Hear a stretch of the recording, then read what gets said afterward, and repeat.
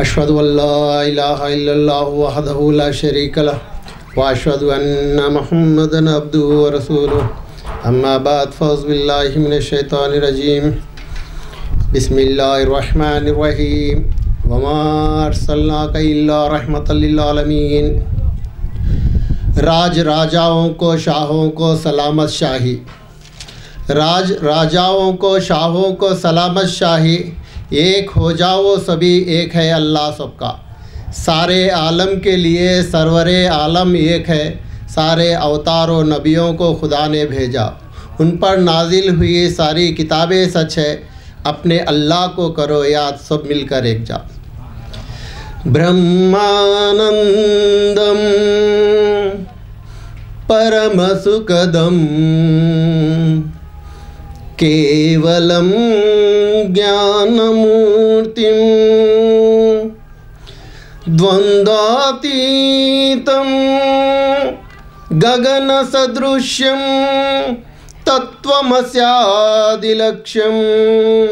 एकं नित्यं विमलवचनं सर्वादिसाक्षिभूतं भावातीतं त्रिगुणरहितं सद्गुरु तन्नमामि।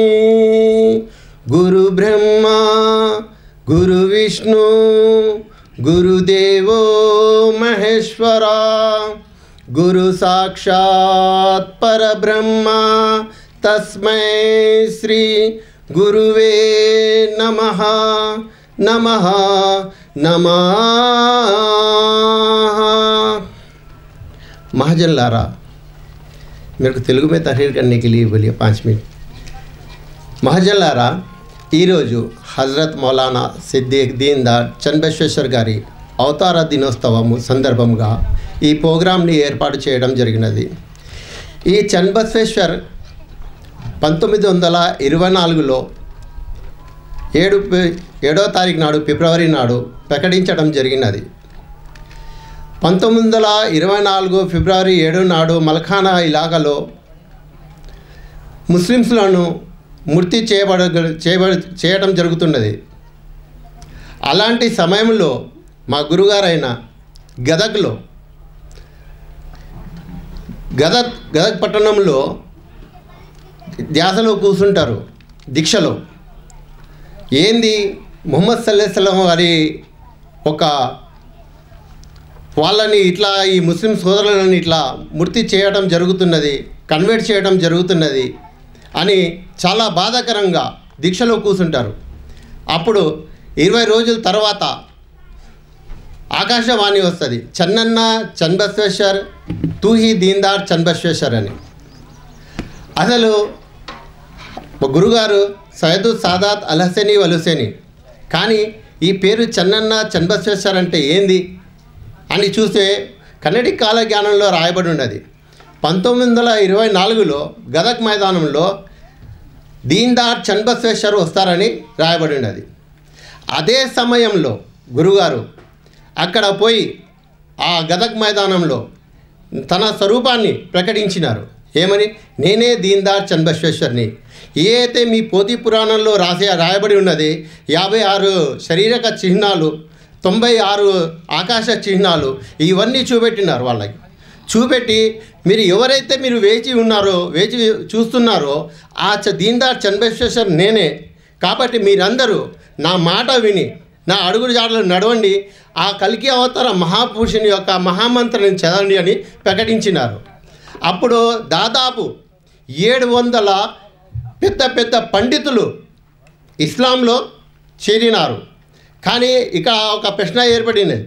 ఏమని? మీరు చన్నబసవేశ్వరు, మీరు ముస్లిమ్స్లో ఏం చేస్తున్నారు? మాకాడ రండి, మీ గుడి గోపురాన్ని కట్టిస్తాము, మీ పూజలు పురస్కారాలు చేస్తున్నారు అంటే అప్పుడు గురుగారు చెప్పినారు, మీరు నన్ను పూజిస్తే ఏం లాభం లేదు, నేనే ఆ పరమేశ్వరుని యొక్క కల్మా లా ఇలాహా ఇల్లల్లా ముహమ్మద్ రసూలుల్లాహ్ చదవకుంటే నాకే ముక్తి దొరకదు. అలాంటప్పుడు మీరు నన్ను పూస్తే మీకేం దొరకద్ది? మీరు కూడా ఈ కల్కి అవతార మహాపురుషుని యొక్క కల్మా లా ఇలాహా ఇల్లల్లా ముహమ్మద్ రసూలుల్లాహ్ చదివి దీనిలో ఇస్లాంలో చేరండి అని చెప్పినారు. అప్పటి నుంచి 1924 నుంచి ఇప్పటిదాకా చిన్న గోపురం కానీ చిన్న మందిరం కానీ పెద్ద మందిరం కానీ వదిలిపెట్టకుండా ఈ మనము ప్రచారం చేయడం జరుగుతున్నది. కానీ ఇప్పుడు కూడా ఇప్పుడు చూస్తున్నాం మనము ప్రతి ఒక్క వాళ్ళు మనము వేరే కులంలో పోయి వేరే జాతుల్లో పోయి వేరే మతంలో పోయి ప్రచారం చేయాలంటే చాలా ఇబ్బంది. ఇంతకు 1400 సంవత్సరాల క్రితము ప్రచారం చేయాలంటే చాలా కష్టం ఉన్నది. కానీ ఈరోజు అంత కష్టం ఏం లేదు. ఎందుకంటే మా గురుగారు అన్నీ విశాలంగా వివరంగా మాకు చెప్పినారు.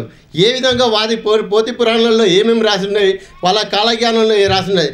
కానీ మా గురుగారు వచ్చింది ప్రత్యేకంగా 101 జాతులను ఏకం చేయటానికి, ముక్తి మార్గం చూపెట్టడానికి వచ్చినారు. అయితే ఈ ప్రచారానికే మన ధర్మగ్రంథాల్లో హుజూర్ పాక్ ముహమ్మద్ ముస్తఫా సల్లల్లాహు అలైహి వసల్లం ఇంతకుముందు శాంతి ఏర్పడటానికి ఏం చెప్పాలా, వాళ్ళకి ముఖ్య సూత్రాలు ఏంది, మన భారతదేశంలో శాంతి ఏ విధంగా ఏర్పడుతుంది అనటానికి గురుగారు పంచసూత్రాలను తెలియపరిచినారు. ఏకో జగదీశ్వర, ఏకో జగద్గురు, సర్వ అవతార సత్య, సర్వధర్మగంధ సత్య, సమ్మేళన్ ప్రార్థన. ఈ పంచసూత్రాలను ఈ పంచసూత్రాల ద్వారానే యావత్తు భారతదేశము శాంతి ఏర్పడుతుందే తప్ప మరి ఏ విధంగా కూడా శాంతి అనేది ఏర్పడదు.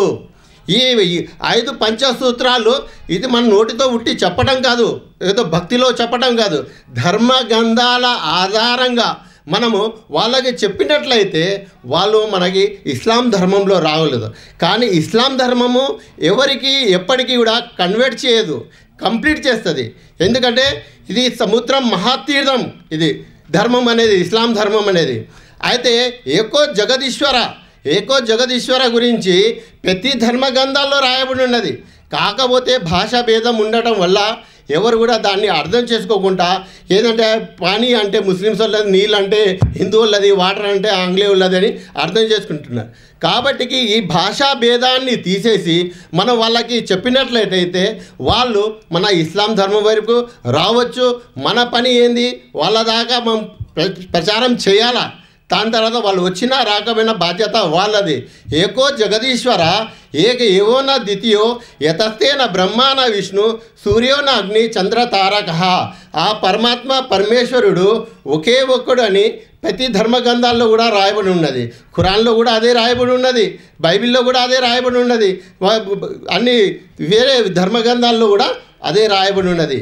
మనకు ఎక్కువ జగదీశ్వర గురించి ప్రతి ఒక్కరు నమ్ముతారు. ఎవరికైనా సరే, హిందువులకైనా సరే, ముస్లిమ్స్లకైనా సరే, క్రైస్తవులకైనా సరే, దేవుడు ఎంతమంది అంటే ఒక్కడే అంటారు, 10 మంది అన్నారు. కానీ ఎక్కువ జగద్గురు అనేది తెలుసుకోవాలా. ఎందుకంటే ఈ జగత్కు గురు ఎవరో తెలుసుకోవాలి. ఎందుకంటే కృతయుగము, త్రేతయుగము, ద్వాపరయుగము, కలియుగము, ప్రతి యుగంలో ఒక యుగ పురుషుడు వచ్చినారు. ఆ యుగ పురుషుడు సర్వ మానవులకు సత్య మార్గంలో నడిపించడానికి, ముక్తి మార్గం చూపెట్టడానికి వచ్చినారు. అయితే కృతయుగంలో శివుల వారు వచ్చినారు, త్రేతయుగంలో ఏమో రాముల వారు వచ్చినారు, ద్వాపరయుగంలో కృష్ణుల వారు వచ్చినారు. కృష్ణుల వారు వచ్చి ఏమని చెప్పినారు, సర్వధర్మాన్ పరిత్యజ్య మామేకం శరణం రజ, అహంత సర్వపాపేభ్యో మోక్షయిషామి మాశుచ. అన్ని ధర్మాలను వదిలిపెట్టి నా యొక్క ధర్మంలో, నా యొక్క శరణంలో వచ్చినట్లయితే నీకు ముక్తి మోక్షం దొరుకుతుందని చెప్పినారు. ఇంకా భగవద్గీతలో శ్రీకృష్ణుడు ఏమంటున్నారంటే, యహ శాస్త్ర విధి ముస్తూజ్య వర్తతే కామకారత నససిద్ధిమవాప్నోతి నా సుఖం నా పరాంగతి. అంటే ధర్మగ్రంథాల్లో చెప్పబడిన విధానానికి విడిచి ఏ మానవుడైతే తన ఇష్టానుసారం జీవిస్తాడో అట్టి మానవుడికి ముక్తి మోక్షము, చివరికి సుఖము కూడా లభించదని చెప్పడం జరిగినది. అయితే ఇప్పుడు ఇది కృతయుగం జరిగిపోయింది, త్రేతయుగం, ద్వాపరయుగం, ఇది కలియుగం. కలియుగంలో కలికి అవతార మహాపురుషుని గురించి తెలుసుకోకుంటే మన జీవితమే వ్యర్థము. ఎందుకంటే శాస్త్రాల్లో కూడా రాయబడినది, ఆహార నిద్ర భయ మైథునాని సమానిష్ నరాణం పశునం, జ్ఞానం నరాణం అధికో విశేషో, జ్ఞానం నహీనే పశుభి సమాని. ఆహారం అంటే తినటం, నిద్ర అంటే పండుకోవటం, భయ అంటే భయపడటం, మైథునాన్ని అంటే పిల్లలకి అనటం, ఇది మానవునికి జంతువునికి సమానమే. కానీ జ్ఞానం అనేది మానవుడికి మాత్రమే ఇవ్వబడినది. ఈ జ్ఞానానికి ఉపయోగించి యుగ పురుషుని తెలుసుకుంటే మనకి ముక్తి మార్గం అనేది దొరుకుద్ది. యుగ పురుషుని తెలుసుకోకుండా మీరు ఎన్ని జపాలు చేసినా, ఎన్ని తపస్సులు చేసినా వేస్టే. మన ధర్మగ్రంథాలు కూడా అదే రాయబడినది, జపస్తపం రతం తీర్థం దానో యజ్ఞో తదే వచే గురుతత్వాన విజ్ఞాయ సర్వం వ్యర్థం భవత్ప్రియే. నువ్వు ఎన్ని జపాలు చేయి, ఎన్ని తపస్సులు చేయి, ఎన్ని యజ్ఞాలు చేయి, ఎన్ని దానాలు చేయి, నువ్వు యుగ పురుషుడినే తెలుసుకోలేదు. యుగ పురుషుని తెలుసుకుంటే ఎన్ని చేస్తే ఏం లాభం? యుగ పురుషుని తెలుసుకొని చిన్న పని చేసినా కూడా దానికి ఎంతో మోక్షం దొరుకుతుంది. అది అయితే ఈ యుగ పురుషుడు కల్కి అవతార మహాపురుషుని గురించి కొన్ని వేల సంవత్సరాల క్రితమే కృతయుగము, త్రేతయుగము, ద్వాపరయుగములో అవతరించిన అవతారిక ఋషులు, మునులు, సూఫీస్ మహాపురుషులు తమ తమ ధమ్మగంధాలలో భవిష్యవాణి చేయబడినది. ఆ కల్కి అవతార మహాపురుషుడు ఎప్పుడు జన్మిస్తాడంటే కల్కి పురాణంలో రాయబడినది. కల్కి పురాణము అంశం 1 అధ్యాయం 2 శ్లోకం 15లో ద్వాదశయం శుక్లపక్షస్యే మాసే మాసి మాధవం జాతం తదృశతు పుత్రం పుత్రో రుష్టు మానసవు. ద్వా అంటే 2, దశ అంటే 10, ద్వాదశ అంటే 12 తారీఖు నాడు శుక్లపక్షమున సోమవారం నాడు తెల్లవారుజామున ఆ కల్కి అవతార మహాపురుషుడు జన్మిస్తారని తెలియపరిచినారు. అదే అసలు ముఖ్య విషయం ఏంటంటే మా గురుగారు వచ్చింది 101 జాతులను ఏకం చేయడానికి, ముక్తి మార్గం చూపెట్టడానికి వచ్చినారు. కాబట్టి నేను ఇంతతో ప్రసంగాన్ని ముగిస్తున్న ఆఖరి దావనాన్ని